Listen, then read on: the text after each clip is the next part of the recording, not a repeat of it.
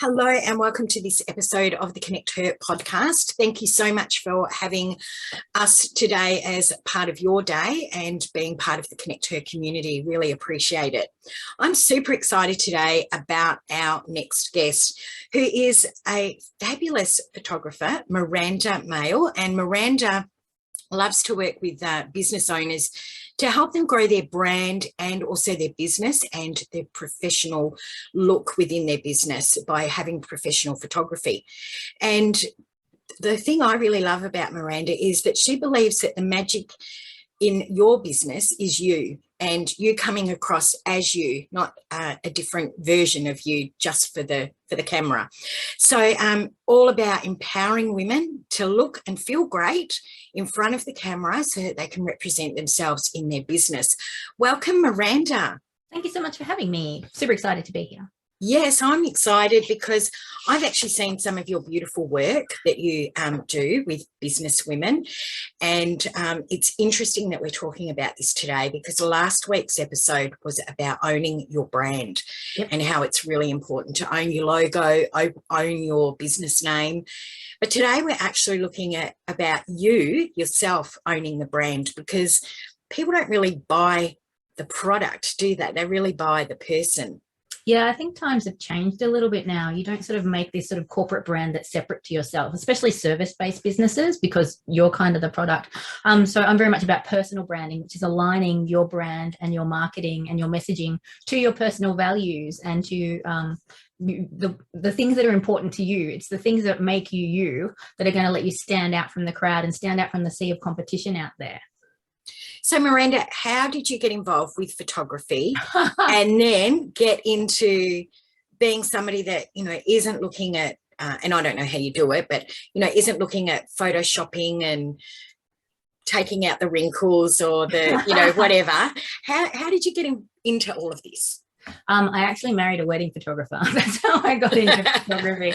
Assisted him on a number of shoots. He bought me a camera and kind of, that's what I can't remember the cliche that goes with that, but that's where it all started. I come from a corporate IT background, so I've got a fair bit of website development behind me as well. So it's kind of merging those things. I love photographing people. I love the storytelling, and I've sort of got the technical nous that I'm not just about taking a pretty picture. I'm taking pictures that form a gallery of images so that you've got a brand strategy when it comes to photography. And telling that whole story. As far as looking how you are, and I'm like not a retoucher. That's just my ethos. That's just my ethics. Especially as a mother of a daughter, I hate it when I see a magazine cover and I know the person that's on that cover looks nothing like that final photograph. I think also we have this energy online, and when you go to work with somebody, you want them to look like the photo that you saw of them online. You don't want their headshot to look like a totally different person to that person that joins a Zoom call when you go to start working with them. And it's your authenticity and it's your quirks, it's your personality. That's what draws people into you. And so that's what I want to show. I definitely think great lighting, you're having a good hair day, you're feeling fantastic, but I don't think we need to manipulate you after the image has been taken for people to want to work with you. You can be successful as you are now. That you don't have to change to be a success. We do have to understand that it's going to be a little bit vulnerable. There are going to be people that don't like us. We're not everybody's cup of tea. But on the flip side, the people that do like us are like it's a much stronger bond. They're going to become our biggest cheerleaders when we show them everything, versus putting on this kind of picture perfect falseness. Yeah. Like with the real you. So I have to totally agree there, and I'm probably the worst because I haven't got up-to-date photos at the moment, because every time I think I've got to book in with Miranda, guess what happens? We go into a lockdown. So yes, so my blondish hair that I had for years is now gone because we can't go to hairdressers. So I'm probably the worst at the moment with my website looking slightly different than photos than what I look like now. But interesting that you say about your daughter and how you see photos in magazines and online and things like that, and they look totally different. They actually had, I think it was on Facebook or, one of the social media sites, where they had a photo of one person, and then they looked at how they had photoshopped them, and they'd, taken in their waist, and they had made their boobs bigger and their cheeks had gone up higher, and it actually looked like a completely different person. They might as well not have even used the model that they had used.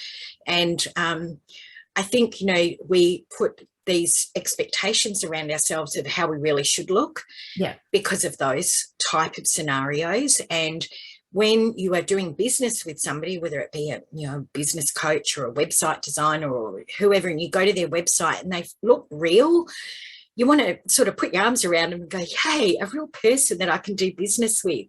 Yeah, I think there's a point where it sort of goes too far. There's like inspiration and aspiration, but then there's the real world as well. And we resonate with people that have things in common with us.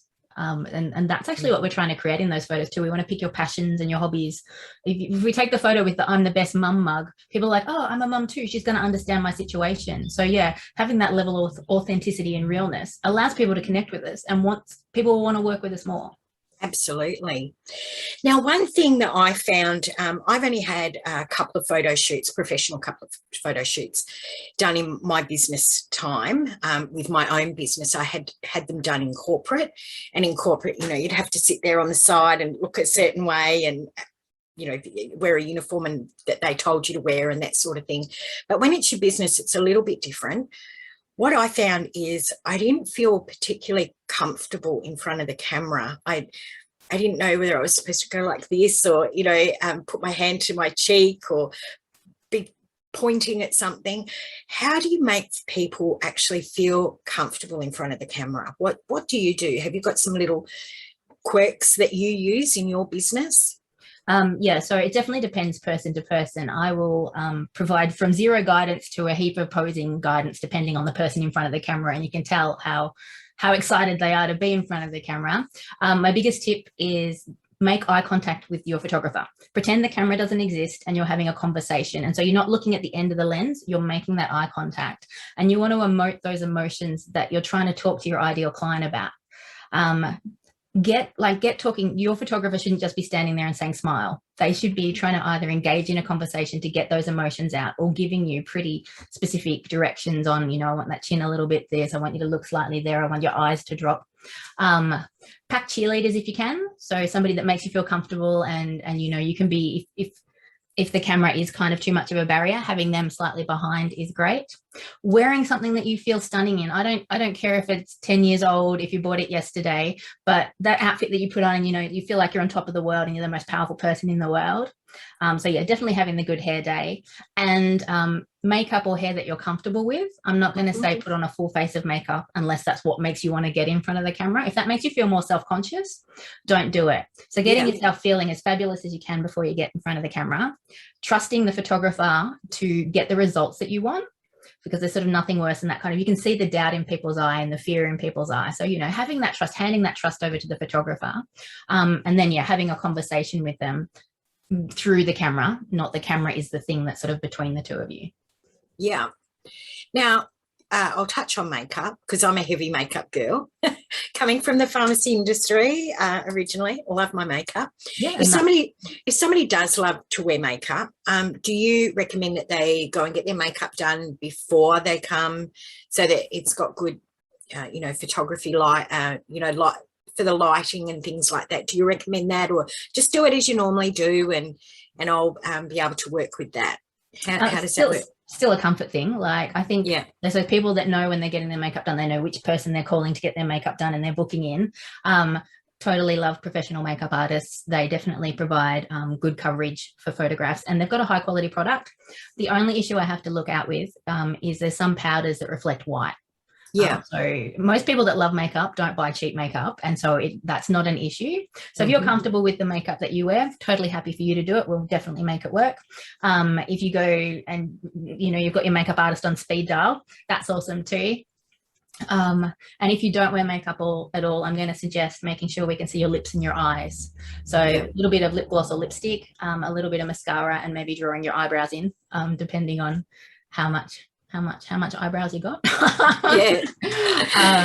So yeah, I don't have any issue with either of those things. Put on your own face of makeup if that was comfortable, or if you're like, oh, it's a special occasion and I've got my favorite makeup artist on speed dial, do that. Yeah, Oh, that's really good tips, because I know some people, like, they start planning towards having a photo shoot and, oh, I've got to get my makeup done, I've got to get my hair done, I've got to get this and I've got to get that. So on top of all of that, there's also the cost of the photographer. So, you know, where if they don't have to go through that, then if they don't want to, then that's a really, really good option. My my plan, my business model, I suppose, is to make photographs affordable, that you can have them regularly, so that it isn't a big ordeal is the wrong word, but, you know, there's not a heap of steps and a heap of outlay every single time that you do it, because just the online world now, we need to be showing up so often. We need that sort of dynamic online content. So I'm really trying to fit with that model that suits the marketing strategy. Yeah, I get that. Now, talking about marketing strategy, I did a course not that long ago, and one of the things was that on my website there was very little about me as the business, because I had been promoting it as a brand, not as anybody behind it. And that was one of the tap on the wrist and said, no. So how important is it to have you throughout your website? Well, I'm totally biased, and I'm going to say it's very important. As a minimum, your about page definitely needs a photograph of you, and I'm going to recommend you go beyond the headshot with that. Try and get a photograph that tells a little bit more of your story. So it might be that one that's with your pets or with your family, or you actually working with a client, depending on what your business is. I think all the text should still be written towards the target audience, all the things that you can do for them. So like your website should be all about what you provide and what you offer, but showing the person behind it that does that job. So you're building up that, you know, the good old know, like, and trust factor. I think if you can get a web banner, like, it depends on the service you're in and the industry you're in and that, but if you can get a web banner that shows you doing what you do, I think that's perfect. Like that it's got to be an epic shot. Obviously, it's got to hook people in so that they're happy to scroll down and read more about you. But if that image can involve you somehow, or at least your tools of the trade, or if it's not a stock image, basically. Number one, we don't want it to be a stock image. Number two, we'd love it to show you if possible. I think that's super important, so that we can get that connection, show that you're a real person from that first second that they get to your website.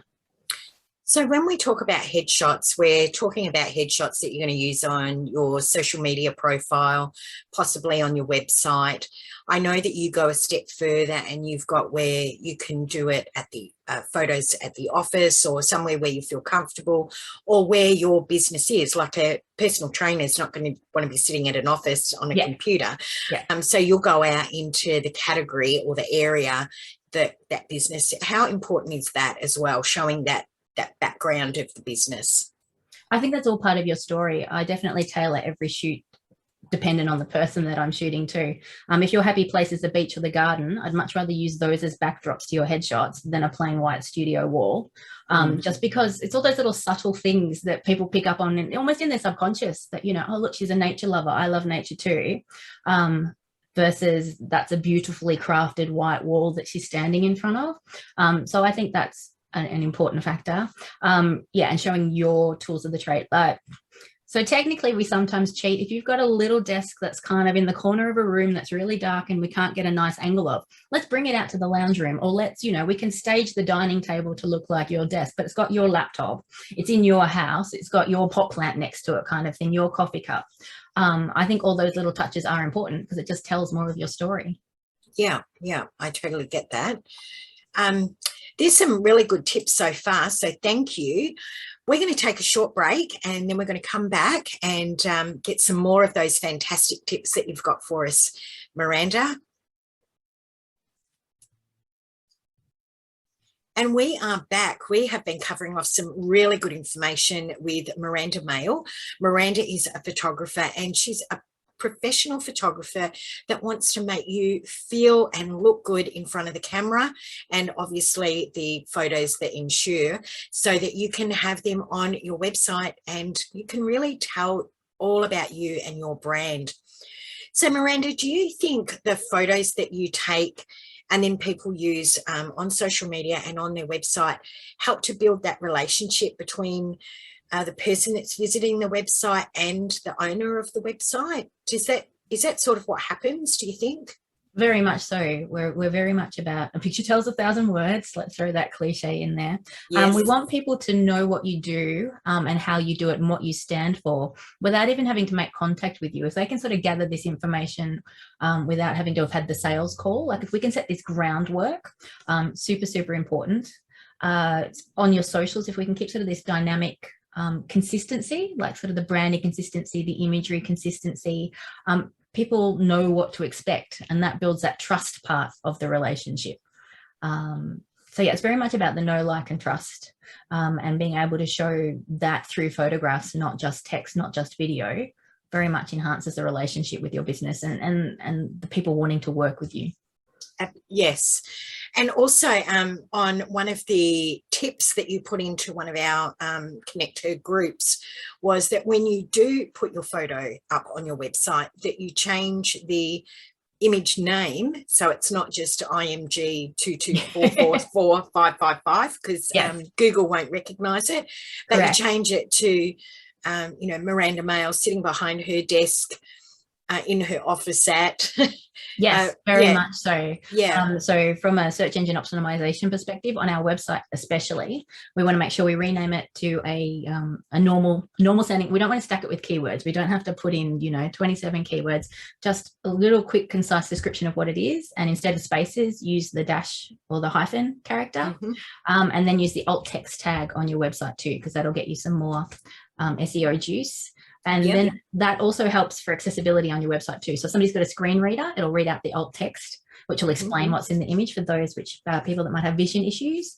And it's starting, you might notice there's a trend now on social media too to describe the image at the bottom of the caption, which again is for people with screen readers so that they can get a description of what's happening in your image. Oh, okay. That's a really, really good point. So thank you. Now, obviously there's quite a few different photographers around, and they, some specialize in business, some specialize in product shots, like actual product shots. But if I was to consider hiring a photographer and what I needed to do to get to the point of a photo shoot and give them an idea too of what I was looking for, what would be the process? What's the best way of going around that? So obviously you're probably going to ask all your friends and family. You're going to go and look and see who took the photographs that you liked online. You want a style. You want to look at other photographs that they've taken and you like their style. It's going to be no good going up to somebody that's sort of like a black and white journalistic type photographer and going, hey, I want some peppy matte blend color insta poppy kind of a photographs. So start making sure that you've got a similar style and vision to the person. So looking at their previous work, they should, then the next step in the process is they should ask about your business. They want to know what kind of stories and what kind of, you don't need to know exactly what shots you need. That should be part of their job, but they should definitely have an interest in how you do your work and how you want to be portrayed and what emotions that you want to portray and what messaging that you want to, they should be asking about your ideal audience and how you connect with your ideal audience so they can create the images to go along with your messaging. They'll be talking about wardrobe, props, locations, of how many shots you kind of want. I definitely have a different pricing model to most photographers, so I can't really align easily with that one. And I think pricing is dependent on who you use and how much you're going to get for it, because people can say, oh, you're going to get 40% off this, but what's 40% off? What's the 40% off? So you can get caught up in the pricing where I think for me personally, it's going with the feel of the photographer and that they're on the same wavelength as me. Yeah, you've got to be quite vulnerable with a photographer. So you definitely need to make sure that you've communicated your vision. And there's nothing wrong with sending inspiration shots or these are the shots that you'd love, so that they've got a very close idea of what you're after. If you don't trust them, then we're going to see it in your eyes, and the whole shoot you're going to be worried if these photographs are going to look how you want them to, whereas you really have to go in there confident knowing this is the outcome is going to happen. I'm going to trust my photographer to do the job that I've empowered them to do. Most photographers have a per image sort of a pricing, or you buy the 30 image package or the 60 image package and potentially add on to it, but I actually have a per session pricing model. You get all I call them insta-worthy photos. Basically, you don't get the blinking ones, you don't get the ones where you're chewing or talking. You get all the usable photos in the one price, just because I do as much work editing them so that you can look at them as I would, because there's no retouching going backward and forward, because I'm not changing your face shape or smoothing out your skin. I can't look like Elle Macpherson. Damn. You can, but I'm not the right photographer for you. I love that. So now I'm going to put you on the spot, and can you tell me the best 3 photographs that you've taken that you just love? I took a series of photographs. So I have a 5-year-old, and when she was 4 weeks, I think, I took a photograph. I was hanging up the washing in the, like, on the clothes horse. She was asleep on me.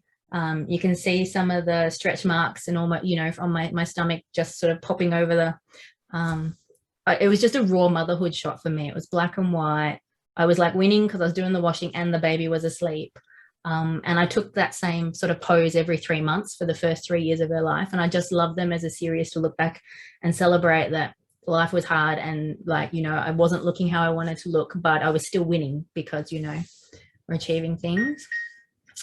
Then the next one's become trickier, because one of the main drivers for me in photography is when I take the photo, I show them the back of the camera and they're surprised at how good they look. Like the moment where I show you how the rest of the world sees you is why I do this. We get rid of that inner critic, and you sort of look at yourself with fresh eyes and realize this is how you appear to the rest of the world without that critique going on in your head. So it's definitely those photos where people turn from, I hate photos of myself, to, I think we're going to need to book another shoot. That was really fun and I can't wait to have more photos. Yeah.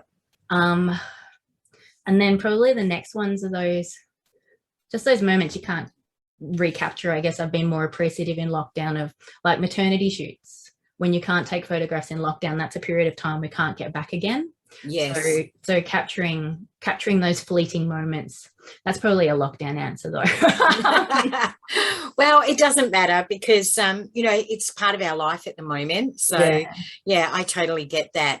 I've got a really favourite photo that your husband's a wedding photographer. The wedding photographer just captured of my dad on our wedding day, just sort of sitting there with a can of Coke in his hand and his elbow on his knee.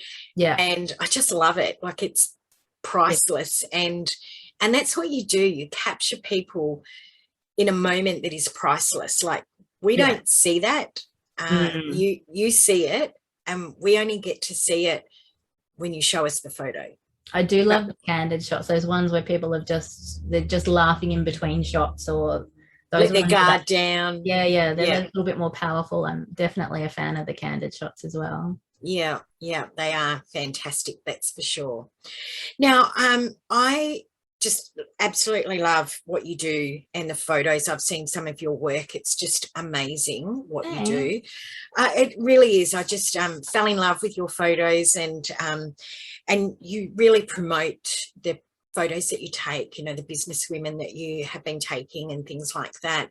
And you're so giving of information as well. I know that you pop into our Connect Her marketplace and also the Connect Her collective, networking collective, and give some amazing tips for businesses on how they can use their photos.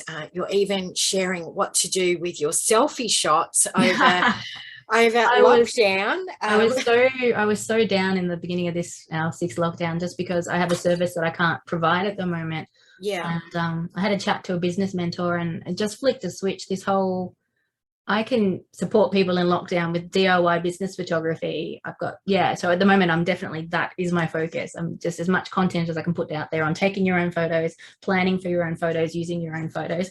I actually this morning have 3 Kmart sized ring lights in my garage. I'm about to compare all of them to studio lighting and see. I'll be interested, because I've got one of those great big lights that normally sit on my desk, but it reflects back this circle on my glasses, and I can't read without my glasses. So it's sitting in the corner, and I've got a lamp sort of heading down. Yeah. Now, you've also got on your website a fantastic blog, which gives some great tips as well. So if anyone's interested, all the links are going to be in the show notes, but jot this down if you are not driving or if you're sitting at your desk and watching the video or listening to it. It's Miranda, Miranda, Mayle, mayle.com.au, mirandamayle.com.au, because again, as I said, you've got some amazing blog posts that really give some fabulous information, and you're just so giving of your knowledge. So I want to thank you for that and celebrate the fact that you really do support women in business. Thanks. So any last little tips or tricks that you can? It'd be definitely, I have to leave with a posing tip, don't I? So when we go to take a photograph all the time, we normally like sit up straight. But what that does is bring our chin back towards our neck and then potentially give us more chins. And we don't want this to be a passport photo. We really don't want to sort of be square onto the camera. So I'm going to suggest that you like grab an elbow or just turn your body slightly to the side of the camera, bring your chin towards the camera, and you're going to bring your ears towards the camera. You're going to bring your chin over a bridge and down slightly. Whatever's closest to the camera is biggest, and we want that to be a beautiful head. So yeah, slight offset with the body, chin and ears towards the camera, and yeah, you'll never take a selfie, or like there'll be a group photo and you'll look, check out the results. I'm going to start practicing that now. Yeah. I've got to get rid of my COVID chin. I actually like the mask because I can hide my chin. Oh dear, all the fun. So in our show notes today, we are going to put links for social media links for Miranda, which will be Facebook, just Miranda's name, Miranda Mayle, AU. Instagram is Miranda Skate Mayle. I roller skate, yeah. And my middle name's Kate, so skate wasn't kind of a big, Yeah, I've been trying to work it out, and I'm thinking, is that a typo? Or well, I definitely started it as a personal account many moons ago, and it is now a business account. Don't come and get me Instagram. So yeah, it's I decided that was close enough. Cool. Miranda Skate Mayle on Instagram, and as I said, we will put all the links. Thank you so much for sharing again today and being part of the Connect Her community. I know that some of the ladies have used you for their shots, and looking forward to having mine done with you as soon as we get out of lockdown. Crossing fingers that is very soon. Yes, exactly. Miranda, thank you so much. I really enjoyed it. I hope you did too. And to all of our listeners, please do go and have a look at the links. Check out Miranda on Facebook. She also does some fantastic tips and posts on our Connect Her Collective and also the Connect Her Marketplace. So jump on over and follow Miranda. And if you are in need of some headshots or some business shots, check her out. Thank you so much. Thank you, and have a great day. You too.